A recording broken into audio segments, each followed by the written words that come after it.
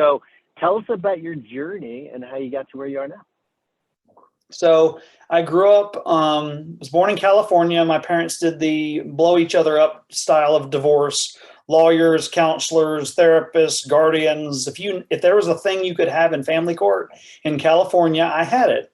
Ultimately, I ended up moving to live with family in North Carolina and decided to become a high school band teacher. Band was my refuge from family insanity. And so that's what I did. And after teaching for 4 years and having a couple parents make death threats, I said, wait a second, we're not getting paid for this. So I decided to go to law school, complete career change. Always said I'd never be a lawyer, but my dad said I liked arguing. So I guess it worked out. And so went to law school, graduated in 2011, and there was nobody hiring. So I said, well, I'm going to start my own firm. I'm going to use Clio. It'll bundle up all of my cases nicely and tidy in one location. And I'm going to use this as my resume to become my job. 10 years, almost 11 years, dear Lord, later, here I am still running my own firm and loving the freedom of it. I started out doing mostly family law. Now I've got little kiddos, and I don't like the stress that comes with seeing little kids in custody cases who look like my little kid or my kid's age. It was too much. So I hired other lawyers to do family law, and my practice focuses on estate planning and business advising. But our firm is a whole family approach. We have niched down to 4 practice areas: family law, estate planning, business advising, and real estate closings. And we have an attorney who does real estate, 2 that do family law, and then I do estate planning and business advising. And one day I'll hire somebody to do that, but today is not that day. And that's us. Ron, I know that you are in a small town and you're between some other sort of slightly bigger towns. Why don't you talk a little bit about the legal community where you're at? And then I know that in your firm, you've added practice areas, taken away practice areas, added people, taken away people. Why don't you talk a little bit about that experience? Yeah, so Kernersville is a really great location. It's a very small town vibe, even though we're up at like 30 or 40 or 50,000 people now, I guess. But to my west is Winston-Salem, and to my east is Greensboro, home of PTI Airport. And we're about an hour and a half west of Durham, Raleigh, the RTP, Research Triangle Park area of North Carolina, state capital. So we're sandwiched between 2 very large urban areas. So we draw clients from both. And that's been great because we get the benefit of small town practice. You can drive right up to my door or park, walk right in. We're in a small office complex like a lot of us probably are. We have a 2-floor suite. And so we get clients from both Greensboro, which is a huge urban market. Greensboro is the 2nd or 3rd biggest city in the state. It's pretty huge, and there's a lot of lawyers over that way. Winston-Salem's about half the size of Greensboro, much smaller legal community, not as cutthroat or competitive maybe as Greensboro, just by the nature of the size of the market. A lot of folks here still practice law country style, meaning they do multiple practice areas. Almost everybody that does family law dabbles either in criminal court, traffic court, or maybe they dabble in PI or a couple other areas to balance out the family drama. As far as our firm, so currently we have 11 or 12 people. I don't know, because we've hired, and I think I've hired 4 or 5 people in the last 2 months. So we currently have the 5 attorneys right now, or four attorneys, real estate, 2 family law. The second one just started this week. I finished onboarding her on Wednesday and turned her over to the senior family law attorney to take it from there, now that she knows the Apple Payne Law way. And then, of course, myself. And then we have a law clerk who is a 3L at Wake Law, and she's already accepted an offer to join us in the fall. And she's going to be just our intake attorney. And that's a new thing for us, but I'm inspired by a lot of the folks in the guild who have gone that route. And so we're heading that way. I am currently between paralegals. My most recent experienced paralegal, who was a rock star, Big Law called and offered her a teach the attorney job, like a training position, offering meaningfully over double what I was paying her. And it was enough money that I was like, I can't blame you. You've got kids. This is life-changing money. Keep in touch. And we're still on great terms. But I just couldn't compete with that. So, but I was transitioning out of family law. So the family law paralegal took all my family law cases, what few there were left. And then we had just hired an estate planning and probate paralegal to be kind of a specialist guru just focused on that. And then we'll see where I go with the business advising if I hire a separate paralegal to assist me, kind of managing partner, executive administrative assistant, senior paralegal. I don't know what that looks like yet. So as soon as I figure out what I want it to look like, then I'll hire somebody. Like a lot of the folks in the guild, I feel like hiring somebody at the front desk has just been an insanity project. We'll hire somebody, they'll come, they've been great. We've had some great people, but 4 of the last 5 people I've hired, not counting the one this week, have had a family or life emergency in their first month of employment, which took them away from the office for at least a week. And in 3 of the cases resulted in them deciding to go with different employment that was, I'm a super flexible, laid back, chill boss, but I can't not have you here for a month. And they were understanding, but it just didn't work out. So we've been hiring and hiring and hiring, but we're really good at it now. So, hey, silver linings. Yeah. Does that answer? I'm happy to keep talking about it, but I don't want to just ramble either. No, that's fantastic. No, yeah. So I wonder what has drawn you to the practice areas that you've chosen. I'm really curious about that.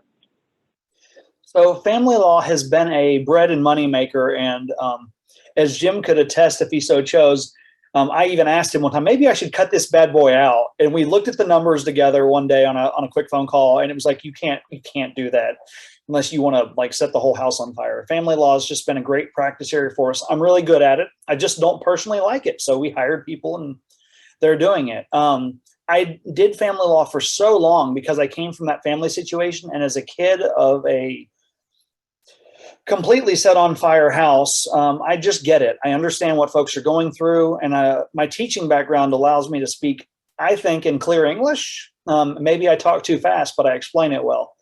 And so family law clients have been very pleased. We've been able to collect a pretty good, decent, I'm being redundant, amount of Google reviews. And that has drawn referrals and that kind of stuff to us. And then the estate planning stuff came out of the family law stuff, right? Those folks need to redo their wills when they get divorced. And I like estate planning. That's fun. It's prospective. It's not reactive necessarily to the trauma. Like divorces, you're very reacting and you're kind of playing catch up emotionally. A lot of times estate planning comes in reaction to the loss of a family member or a loved one or a friend, but also, buying a house, having a baby, adopting a child. Those are events that people go, if we just had a kid, I really need to get this estate planning thing in place. We've been talking about it for 8 years. And I really enjoy that. So we've really set the last 8 to 12 months, really starting to build up that practice area. The real estate thing. So our real estate attorney was practicing family law with us. That's what he came on board to do. And after about, 8 to 12 months of family law, he said, I can't do this anymore. I can't hold hands. I don't like it. He just couldn't push himself to tell people you just need to agree and be agreeable, because in divorce law, as y'all know, people just aren't agreeable a lot of the times because there's emotional baggage they don't see through to the numbers. I said, well, what do you want to do? He said, well, I'd like to do real estate. I said, well, do some market research and get back to me. And he did. It turns out that all the real estate attorneys in our area are older than 55, most of which were over 65. And as a matter of fact, within 6 months of us starting our real estate practice, 2 of them retired. So all of a sudden there was a spate of closings that needed to be done. And the other firms are going, well, we can get you, but it's going to be 6 to 8 weeks before we can close. Well, of course, the realtors and the owners of the houses and the buyers are all going, I can't do 6 weeks. So we kind of put out word that we could handle it sooner. And one of my good family law clients that I got from a low bono case through legal aid. So 10-second plug for taking those legal aid cases and doing your good work. Not only was I doing good work, domestic violence cases to help individuals out, but those folks have other legal needs. And just because they use legal aid in North Carolina for domestic violence doesn't mean they don't have money. It's because when you go to the police and need a protective order, they send you to legal aid because legal aid has a free clinic. And so that client turned into a long-term client and has single-handedly given us probably 50 closings. So it was a great referral partner and a great success. And so she came in and said, hey, I hate my closing attorney. They're a jerk. They never return my calls and they can't even close me for 6 to 8 weeks now. Can I send you referrals? And I said, we don't know what we're doing. And she said, I'll show you. Okay. I just wanted her to show us some closing. So we picked up closing as a practice area. We're now averaging between 20 and 30 closings a month, with 30 kind of being our new baseline. This is the red line you got to get to every month. And we're operating 2 offices. The real estate office is in Winston-Salem in the big town, in the office of a luxury realtor who focuses on $500,000 and up houses. Although that meant something different 6 months ago than it does now, but there you go. So that's how we kind of got into those different practice areas. You're listening to the Maximum Lawyer Podcast. Our guest today is our friend Ron Payne. Ron, Tyson and I talk a lot about niching down and about how important it is to really just have one practice area. And I know that you've been able to translate that and sort of operate in the guild and in the big group, even though you have multiple practice areas. What lessons should Tyson and I take away, or how can we help people who do have more than one practice areas? Where's the connection there? That's a really great question. And I struggled with that niche, don't niche. And I think the answer that I have kind of come to peace with is you need to niche down as an individual. So I have been niching. The reason I do business advising is because family law clients have small family businesses and in divorce, they need to know where to go next. And so I picked up, or they need to set up an LLC. So I picked that up. But what I realized is I'm not a good lawyer if I'm doing all of those practice areas. So individually, I do think you kind of need to niche down 1, maybe 2 practice areas. If you dabble in a third, you probably need to have a mentor or advisor so that you don't, because you can't keep up with all the new developments in law, CLE's requirements with 3 areas. So yes, I'm kind of saying niche down. So what we have done is I am practicing now, not exclusively yet, in business and estate planning. And if you need to do family law, yes, I could do it, but I'm leaving that realm. And so I hand those off. Our family lawyers only do family law. That's not to say they can't do a traffic ticket. They, if their family member wants a will, they can run lead on it because it's something. But I think it's important. And a real estate attorney has finally shed his last 1 or 2 family law cases from over 2 years ago, and is only doing real estate now. And so individually, we are niched. As a firm, we are not niched. Now, the other side of that is, okay, how do you market your firm? And I think that's something that we're still growing into. We use the EOS system that a lot of guild members use, and a lot of the folks in the big group use too, along with Profit First.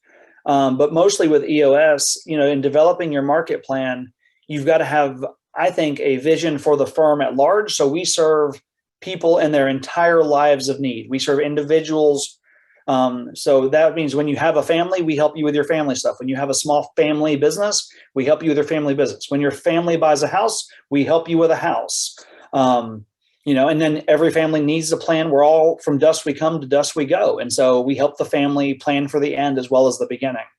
And, and then doing your Google advertising and stuff to market to each practice area. I mean, that's an ongoing thing, but so we are niched, and all the niches play together nicely in a puzzle. We've talked about adding other family kind of related areas, but I'll have to be sold to see how they really fit into our family first thing. The other thing we did to kind of find that is we established a very clear core value system. We're still working on like vision and some of the other parts of EOS, but our first core value is family first. That means my family first, our family here in the law firm second, and then our client's family's third. The analogy I like is the airplane. If you're on an airplane, put your own oxygen mask on first before you help your kid. Once your kid's got an oxygen mask on, then and only then should you help others around you. If you're passed out from lack of oxygen, you're not going to be much use to the other people, much less your child next to you or the people around you. So take care of your family first, our family second, and then that'll position us to take care of our clients' families third. And that's enabled us to pull things together, I think. I really like that core value. These core values, are these things that you came up together as a firm, or did you come up with them yourself and then you sort of announce them to the firm? Yes. So I came up with them first because one of my problems with interviewing, when I interviewed with other firms, and then my law partner retired in 2020, right? Like 2 weeks before the pandemic happened. And so we kind of had a chance to reset and reevaluate. And I felt from like the next couple months, I was like a ship without a rudder. And I was in the big group, which got me into the guild. And somebody was like, EOS, man, check it out. So I read the EOS books, like, man, you got to have a vision. I was like, oh my goodness, well, duh. And so I did a lot of soul searching about what do I want this firm to be. At that time, March of 2020, we had 2 lawyers, a paralegal, and a receptionist. We downsized the entire firm down to 4 people, our core 4. 3 of which are still with us today. Myself, the real estate attorney who was still doing family law, and then my office manager. And so what I did is I said, I got to figure out what I want. And they said, man, you got to figure out what you want. So I did. I sat down and I said, well, what's the most important thing to Ron? That is family first. I don't want to work at a firm where if I have to go be with my sick kid, anybody's judging me in my building. Likewise, I don't want anybody in my building who's got a sick kid to have to worry about, well, my boss is going to fire me or hate me if I go tend to my kid who's sick, because my kids are my world. My dad was a corporate attorney. I love him. He provided a good life for me, especially given what I know that he went through in the divorce. But because of that, he wasn't able to physically be there with me all the time and spend all the time that I would have wanted with me. So spending that time with my kids is more important than anything in the world. So when I started doing this core value inspection, it just made sense that was it. So once I came up with the other core values, our core values are family first, honesty and integrity, and always lifelong innovation, always learning, lifelong learners. And because it's important as the former teacher to always be learning. And if your word doesn't mean anything, then you don't mean anything to me. And there's so many attorneys that'll say whatever just to close a deal, especially in family law. And so it's just important that we don't practice that way, regardless of what other lawyers may do. And so once we had that in place, I pitched it to the team. We had like a team meeting with everybody on deck. And I said, this is what I'm thinking. I want your feedback. And they were like, dude, this is it. I love this. It really did fit who we are and who we've become. And so, yes, I got their input, but I kind of came up with the first round of iterations. I bet I spent I probably spent a solid 2 months just chewing on this for hours at night. And it finally one day just kind of like, a light shone down upon me and it made sense. So then I pitched it to the team and here we are. Ron, one of the things I love about hanging out with you is your optimism. You're just a very positive fellow, and I enjoy that and like that. What are things that you struggle with or that bother you about running your firm? I'm glad I seem more optimistic. I try really hard to be glass half full because the last 24 months, like many members in the guild, I perennially feel like I'm about to fall off the rail into the dark abyss, but for the saving grace of our guild members. So hold on, I just derailed my own question. Will you ask that question again? Sure. Ron, one of the things I love about hanging out with you is your eternal optimism. You know, whenever things come up, to me, you seem very positive. And I'm just wondering, what are the things that you struggle with or that bother you about running your own law firm? Yeah, so the biggest struggle for me is I am very, like many folks, I really want to, I love tech, I love new tech. I have to very actively restrain myself from trying something new. I like change. And so I balance that. The way I get around that is I balance my team with members who don't like change as much. Like, open to change is important, but who aren't necessarily grab the first shiny car that it drives by. But so one of the things for me is trying to resist that urge. And then the other thing is I don't mind to spend $100 to try something new or $1,000 to try a new marketing program.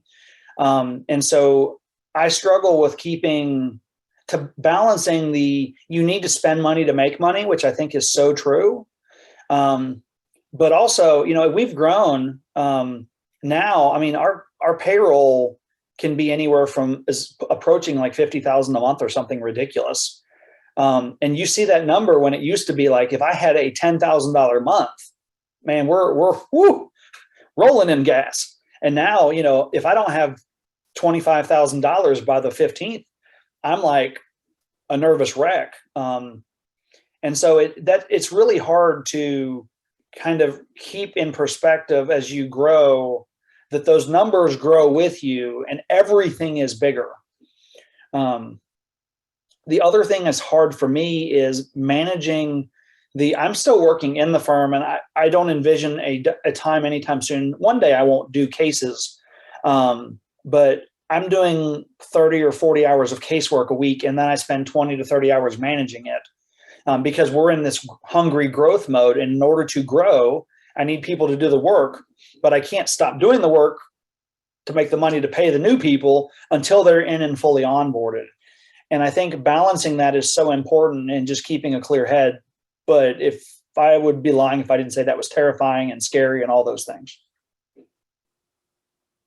So where are you heading with this thing? I mean, what's your vision for this firm? You've got a lot of growth. You're not in a huge area. So are you looking to expand to other cities? What are your plans? So it's, as always, it's a work in progress, but where I'm kind of at right now, I love our building. And if I had to move the firm in a way that required me to sell my building, I would stop growth before I did that. With the new attorney hire, the clerk that's starting with us in August, and she's already working with us 15 to 20 hours a week as her law school schedule permits. That fills up every physical seat in our office but one. But we have our real estate team that does closings in both Winston and here. So they bounce and forth back in between and all that. And so where I'm at right now is next door to me in the building that I'm not going to sell. Next door is an open unit. It's a vacant unit. But here's the thing. It's been vacant for 10 years, 12 years. However old this building is, the building is vacant. We're in like a condo or a townhouse style unit. And so the townhouse unit, condo, whatever you want to call it, next to me is empty. It's so empty, they haven't even put the drywall on the walls yet, which is great because nobody's going to buy it in that condition at its current price currently. So I want to, if I can, and I think I'll be able to, but it might be 2 or 3 years before I can do it. Hopefully sooner, but we'll see. I want to buy that unit, and then I'm going to expand our family law, estate planning, and business advising teams. Ideally, I'd like to have 1 or 2 lawyers in each of those areas. Right now, I'm building the estate planning and business advising areas to fill my book of business, and I'm still speeding up the family law folks. I'd probably hire 1 more family lawyer and maybe 2 or 3 more paralegals. Right now, it's 2 attorneys, 1 paralegal. I'd like to get it to 2 attorneys and 2 or 3 paralegals, or 3 attorneys and 5 paralegals for family law. Family law is a weird one where you can be 1-to-1 or 1-to-2 or 2-to-1 depending on your caseloads. So we're going to flesh that out. And then the Winston-Salem office is in a position to hire maybe 1 or 2 more people to have like a team of 1 or 2 attorneys. Currently it's 1 attorney, 2 support staff. I'd like to have 1 or 2 attorneys, ideally 2, and then like 6 to 7 support staff, maybe even 8. Because that would allow the attorney to take a vacation and closings not stop. Right now, I'm the backup closing attorney, but I'm also the backup family law attorney, and I'm the only estate planning attorney. So y'all see where the bottleneck is there. It's right here. So I've got to grow that, but I've got to have enough caseload to sustain 2 attorneys on closings just yet. So 2 to 3 years, we'll max out that office, maybe expand into the unit next door. That's probably it. But maybe I might add a family law attorney office in Greensboro because the market there is so huge. The problem is that family law in Greensboro does not practice like family law in Forsyth County. And so even though we're geographically next door to each other, you can't actually practice. One attorney can't practice in both because the calendar systems for the courts are incompatible with each other. And it's a bloody nightmare. So that's where I'm at. So I'd like to see us grow. We're currently targeting I'm hoping to hit 7 figures this year. Huzzah. And I think in the next 3 to 5 years, we'll be between 2 and 5 million, depending on the growth there. Ron, you came to the conference last year. If you could tell our listeners what you got out of the conference, and then I know you're presenting at this year's conference. So why don't you tell everybody a little bit about what you're going to talk about? Awesome. Yeah. So the conference was amazing. I mean, I went expecting to get a lot out of it, but it was way better than I could have imagined. The day before the conference, I went to the mastermind. Everybody should sign up for the mastermind, but leave me one seat, please. The mastermind was amazing because getting to sit down with 15 other law firm owners, plus or minus, I don't remember the exact number, and just talk about, hey, this is something I'm struggling with. One, you can contribute to solving their problem, but two, for me, the great awakening of not just the mastermind, but the whole conference is hearing all these law firm owners struggle with my struggles and solve my struggles, or having gotten past the struggles and they're struggling with something else, but just seeing other people on that journey. I have found that being the practice owner in a small town like I'm at, I can't just call the other lawyer up and be like, hey, what do you think? How are you struggling? Because they're also my competitor. Now, I mean, we're buddies, but they're not going to open their secret sauce book and share it with me. And a lot of the lawyers here don't even want to grow their firms. They're one lawyer, two paralegals. They do one thing, and that's cool, but they don't relate to me, and I can't share my questions and secrets and worries and concerns, because you also don't want the local bar, oh God, he's stressed about his math or whatever. So just being in a room of everybody, I keep referencing it in the guild conversations, but I think was it Christopher, I can't say his last name, Nicholson, his talk about how we all belong at the table and we are good enough.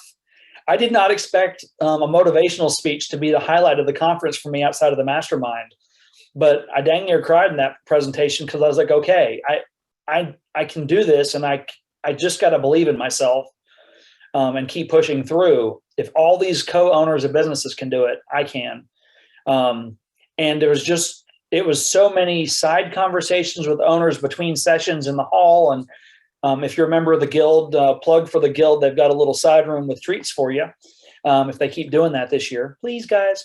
But that was just being able to sit down in a lounge with other lawyers or benches outside the conference hall, and just talk about the day-to-day struggles, incorporating what you're hearing in these presentations was epic. And there's no other legal conference like it, because I love the Clio's conference, but Clio's conference is very tech, issues, global, where's the law profession going? Great conference, doesn't help you as a law firm owner. Family law conference, fan-frickin-tastic, but you don't learn how to run a law firm at that conference. This is the only conference that I've seen and that I've attended where I learned how to better run my law firm, and I came away as a better owner, as a better boss, as a better mentor to my team, so that they can be better lawyers in that sense. So that was great. I am so excited to speak this year.